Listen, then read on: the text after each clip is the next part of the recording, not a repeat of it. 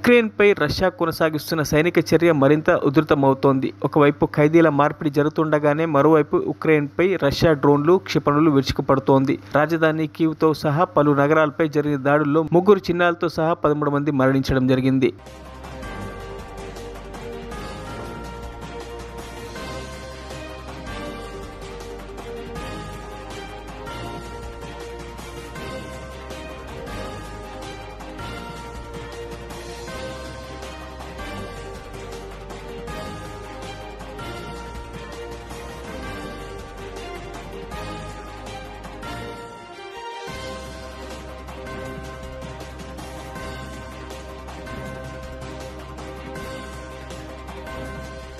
మరిన్ని అప్డేట్స్ కోసం మా ఛానల్ని సబ్స్క్రైబ్ చేయండి.